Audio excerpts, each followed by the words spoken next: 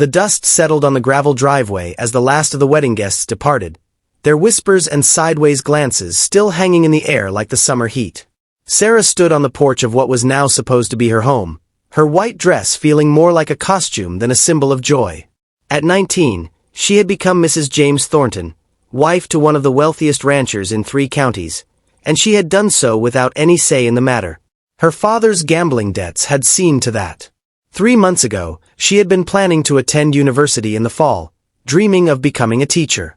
Then her father had made the mistake of betting against James Thornton in a high-stakes poker game, using their family ranch as collateral when his cash ran out. When he lost, everything changed. Thornton had made an offer. He would forgive the debt and let Sarah's family keep their modest ranch if Sarah agreed to marry him. Her father had accepted before she even knew about the deal. James Thornton was 42 years old, a man carved from the same hard stone as the mountains that bordered his property. He rarely smiled, spoke even less, and had a reputation for being as cold as he was wealthy. The town called him the Marlborough Man come to life, all-weathered handsomeness and masculine silence, but Sarah only saw the man who had bought her like livestock. The courtship, if it could be called that, had lasted exactly 6 weeks. He had come to dinner 3 times, spoken perhaps 50 words total, and then announced the wedding date. The ceremony had been a spectacle. Half the town showed up, drawn by curiosity and the promise of free food and drink. They came to see the young beauty married off to the stern millionaire, to whisper about the arrangement everyone knew but no one spoke of openly. Sarah's mother had cried through the entire ceremony, though whether from sadness or relief that their home was saved, Sarah couldn't tell. Her younger siblings had looked confused, too young to understand the transaction that had just taken place. James had stood at the altar like a man conducting a business meeting, his expression unreadable. When the preacher asked if he took Sarah to be his wife, he had simply nodded once. Sarah had spoken her vows in a voice so quiet even she barely heard them. The kiss had been perfunctory, a brief press of lips that meant nothing. Then it was done, and she belonged to him. The reception had been worse. The town's elite had attended, ranchers and businessmen who congratulated James on his acquisition with knowing smiles. Their wives had offered Sarah sympathetic looks while asking invasive questions about her plans for children. The younger crowd, her former schoolmates, had either avoided her or stared with a mixture of pity and fascination. She had felt like an animal in a zoo, trapped and on display. Now, as the sun began to set, painting the endless Texas sky in shades of orange and purple, Sarah found herself alone with her new husband for the first time. The house was enormous, a sprawling ranch house that could have held her family's entire property in its living room. James had disappeared inside without a word, leaving her standing on the porch, uncertain of what came next. She forced herself to walk inside, her heels clicking on the hardwood floors. The interior was beautifully appointed but sterile, like a showroom rather than a home. There were no photographs, no personal touches, nothing that suggested anyone actually lived here. She found James in what appeared to be a study, pouring himself a whiskey.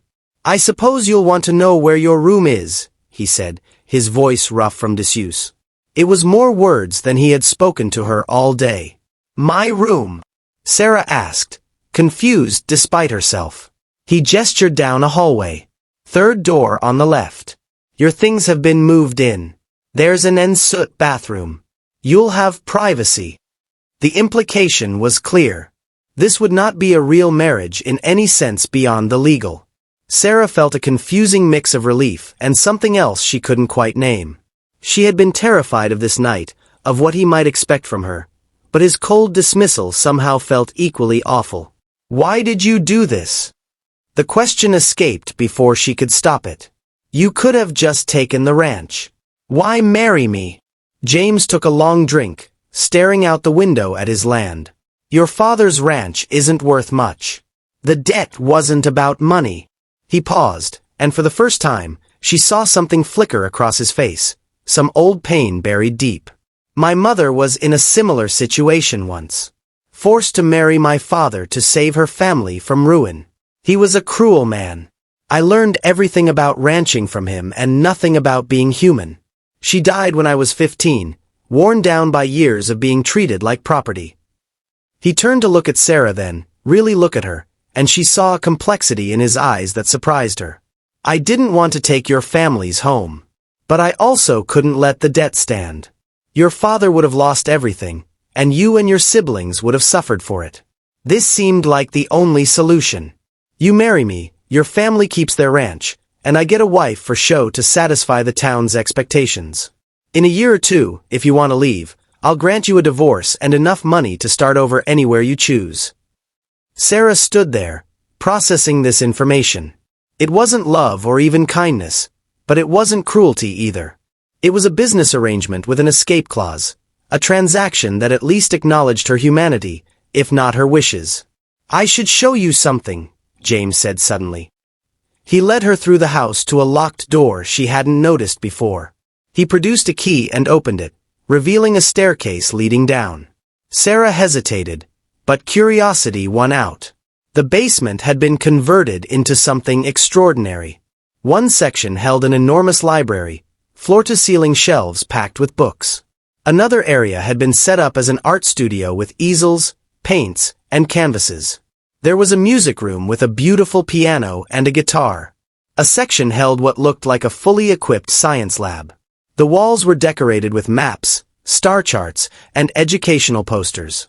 I researched you after your father agreed to the marriage, James explained, his voice softer than she had ever heard it.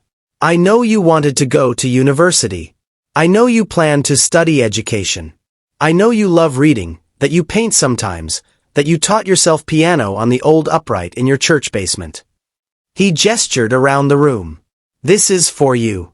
All of it. There's a computer over there with high-speed internet. I've arranged for several university professors to provide remote tutoring if you want it. You can still get your education. You can pursue whatever interests you. This house may be a cage, but I don't want your mind to be imprisoned. Sarah walked slowly through the space, touching the books, the art supplies, the piano keys. It was overwhelming. This cold, silent man had created an entire world for her down here, had thought about what she needed even if he couldn't give her freedom. There's more, James said. He handed her an envelope. Inside was a bank card and paperwork. This account is in your name only.